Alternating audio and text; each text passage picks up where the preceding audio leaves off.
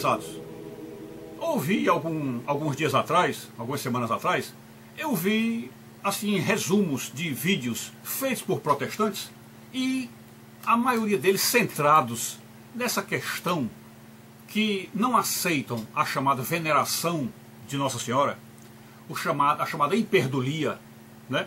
Aliás, a dulia, né? A dulia. Não aceitam a dulia, que seria o culto e veneração, só aceitam a hiperdulia, que é a adoração ao Senhor. Então, esse pessoal, quando fala sobre isso, diz que não poderão tratar Maria, a não ser como uma mera mulher, mesmo que considerem uma mulher muito especial, porque foi a mãe do Salvador, mas ela tem que ser tratada no lugar dela, porque ela não é a Salvadora. Salvador é Jesus, então não tem que ser tratada de modo especial, ok? Então, o que é que nós precisamos entender, nesse exato momento, de por que a própria Maria foi eleita por Deus.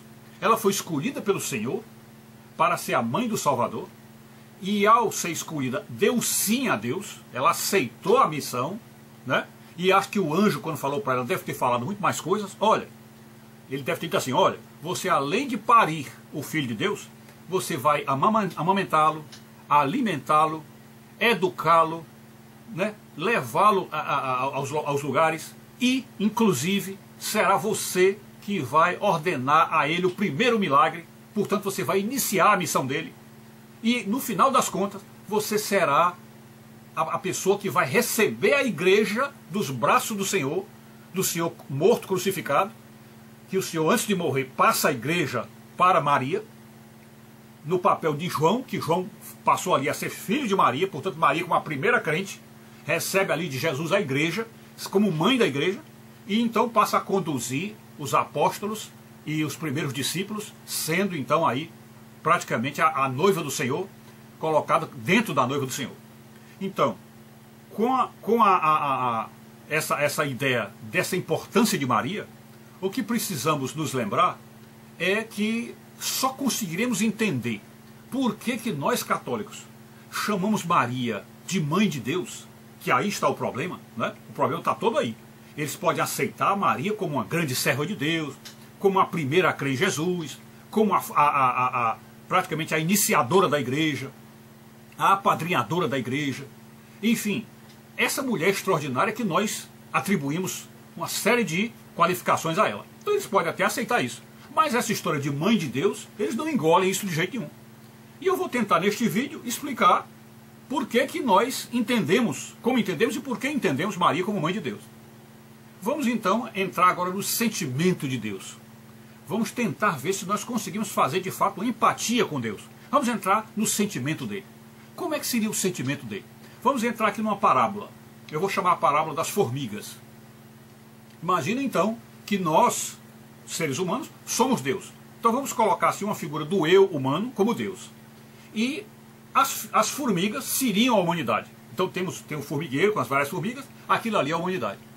E eu como Deus, ou seja, eu como ser humano, como Deus, ao criar as formigas, criei com tanto amor e amo tanto essas formigas, sou tão desmedidamente apaixonado pelas formigas, que quando eu vi que o primeiro casal de formigas caiu, eu fui lá para dar os castigos para o pecado daquele casal, mas imediatamente apontei para o Salvador e já preparei o Salvador das formigas.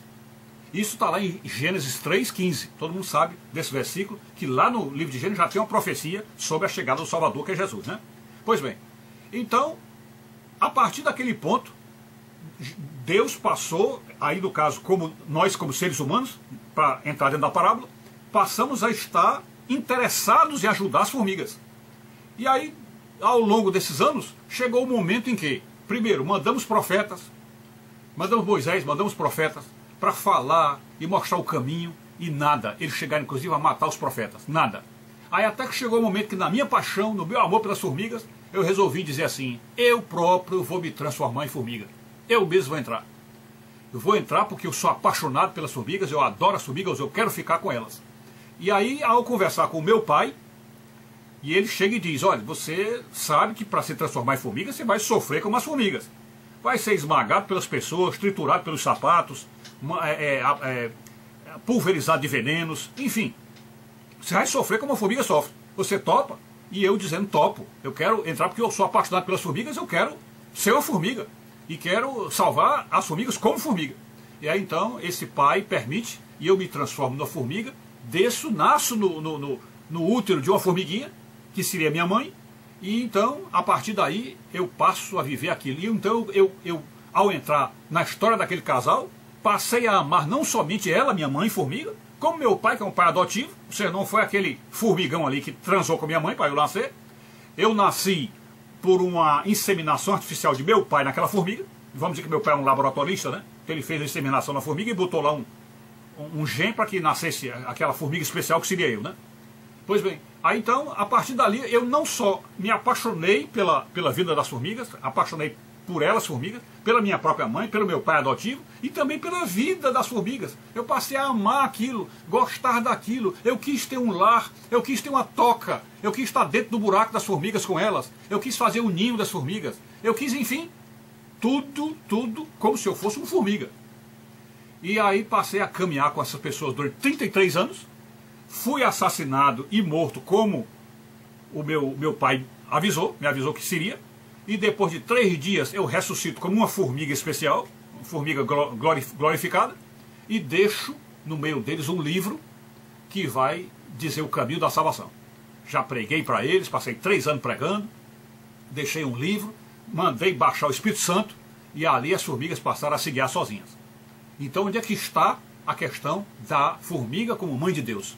A formiga como mãe do formigão. Bom, é que no meu sentimento, no meu amor exagerado, no meu amor apaixonado, aquele amor, vamos dizer, roxo pelas formigas, eu quando decidi descer ao mundo como formiga, eu também estava querendo me tornar uma formiga. E com isso passei a assumir a natureza das formigas, passei a ser um deus formiga. E essa natureza eu nunca tirei mais de mim. Eu entrei no mundo das formigas e me deixei como formiga para o resto da eternidade. Ou seja, o corpo que eu assumi ao me tornar formiga é o corpo que eu mostrarei, embora um corpo glorioso, mas é o corpo que eu mostrarei aos meus salvos, aqueles que serão salvos por mim, lá no paraíso, lá no céu. É o corpo que eu mostrarei a eles, é o corpo de formiga, porque eu continuarei sendo formiga para sempre. Agora tragam essa parábola para o caso bíblico verdadeiro, de Jesus mesmo de verdade. O corpo que Jesus assumiu na terra é o corpo que vem dos genes de Maria, dos 23 cromossomos de Maria. E, portanto, tem as feições, de certo modo, parecidas com as de Maria.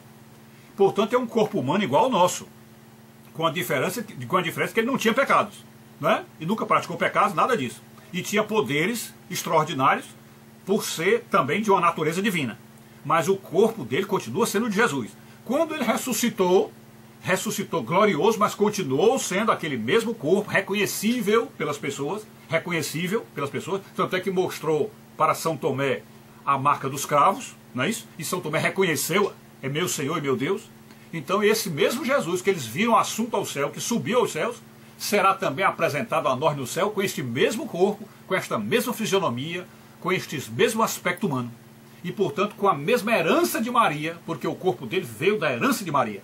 Porque o corpo dele foi feito com 23 cromossomos de Maria. Então, dessa herança de Maria, ele mostrará lá no céu: eis-me aqui, eu sou o vosso Salvador. Eu sou o Senhor que morreu na cruz por vós. Só que quem estiver olhando para Jesus, também, de certo modo, estará olhando para Maria. Porque ali está um corpo que tem 23 cromossomos de Maria. Foi feito com esses cromossomos. Apesar de, naquela altura do campeonato, em séculos e séculos à frente da eternidade, pode-se dizer que essa relação dos cromossomos já passou, pode-se dizer. Mas a fisionomia de Jesus, a fisionomia dele, o aspecto humano dele, todo ele tem como honra, tem como homenagem, tem como prestígio ter vindo de uma mulher, e esta mulher é Maria.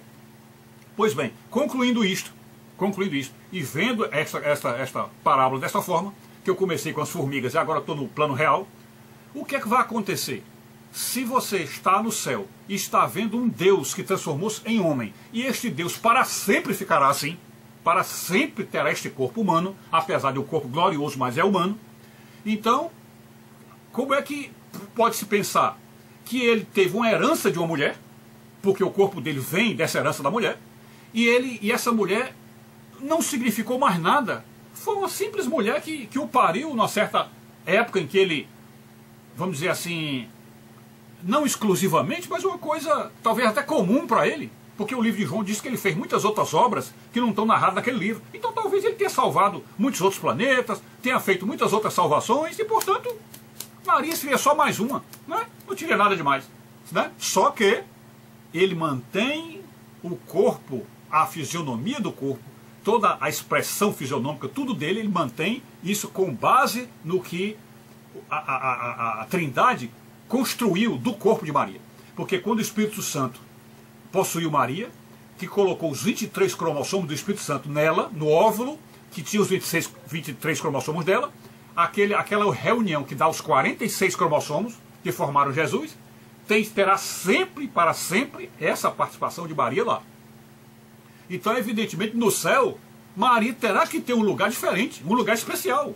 Porque nenhuma outra mulher que está no céu, nenhuma outra mulher, terá dado característica para Jesus ter aquele corpo que ele tem. Nenhuma. A única mulher que deu para o corpo de Jesus as características dele foi Maria. Portanto, no corpo de Jesus há um sinal de Maria eternamente. Há um sinal eterno de Maria. Então, se no corpo de Jesus, que nós vamos ver como corpo glorioso, há um sinal eterno de Maria, por que ela não será mais entendida por ele, Jesus, como mãe de Deus? Se ele, por amor tão exagerado às formigas, por amor tão exagerado aos seres humanos, por um amor roxo aos seres humanos, decidiu transformar-se em homem, anulando a sua própria natureza e passando a ter uma natureza humana e, portanto, engrandecendo, enaltecendo e também elevando a natureza humana à natureza divina. Ele fez essa elevação, porque quando ele desceu aqui, é como se ele diminuísse Deus para ser humano. E quando ele ressuscita e nos leva para o céu, ele engrandece a humanidade e leva a humanidade para dentro da divindade. Portanto, esse Deus que era só divino, passou a ser também um Deus divino e humano. Portanto, foi engrandecida a humanidade. Quer dizer, se existem outros planetas no universo com vida, todas as outras raças que existem honrarão a raça humana, e talvez até louvarão a raça humana, e talvez até venerarão a raça humana, porque foi nesta raça que Deus corporificou-se e fez para si um corpo eterno. Foi no corpo eterno de Jesus, onde ele aparecerá em todos os planetas, ele estará levando a imagem do homem, a imagem de filho do homem. Por isso é que é chamado na Bíblia de filho do homem. É a imagem do homem, o filho de Maria. Ele vai levando isso para sempre e para todos os lugares. Então, portanto, quando ele chegar num outro lugar, para mostrar eu sou o Salvador, eu salvei a terra, talvez não tenha precisado salvar nenhum outro mundo, talvez não tenha precisado salvar, porque os outros planetas talvez não tenham caído em pecado, mas ele vai espalhar tudo no universo. Este aqui é o filho de Maria, tá aqui, esse que vocês estão vendo é o filho dela. E portanto aí todos vão dizer, então ela é a mãe de Deus. Todos vão dizer, ela é a mãe de Deus, porque se ele é o filho e continua com o aspecto de Maria, com a fisionomia de Maria, daquilo que ele recebeu dela, que isso foi há mais de 2.000 anos atrás, 3.000 anos atrás, e ele continua com o mesmo aspecto, tudo é dela, e então Maria é a mãe de Deus. Ela não era lá naquela época, ela é a mãe de Deus, porque ela ainda naquele momento, ou seja, na eternidade, ela ainda está dando para ele as características dela. Da mesma forma como nós, quando morrermos e formos para o céu, e encontrarmos com a nossa mãe, nós teremos a nossa fisionomia, o nosso corpo, o nosso rosto todinho, ainda parecido com o da nossa mãe. E quando chegarmos no céu, que corrermos para abraçar nossos parentes, nós abraçaremos nossa mãe, também ela com as mesmas fisionomias que ela tinha. E são fisionomias herdadas dos avós.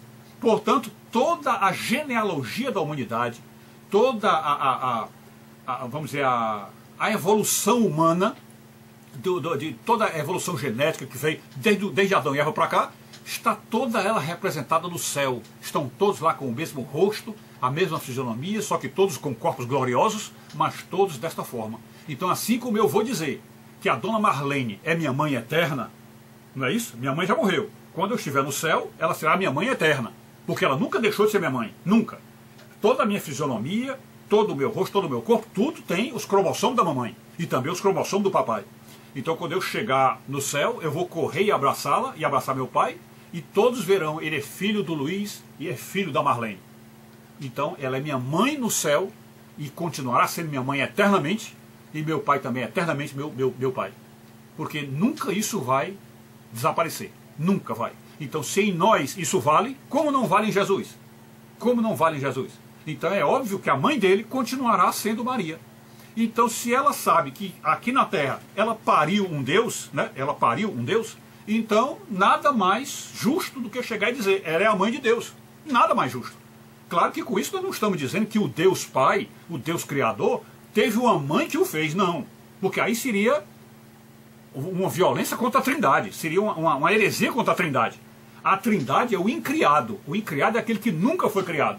Se um ser nunca foi criado, não tem mãe. Isso aí todo mundo entende, eu acho que os protestantes entendem, os católicos entendem.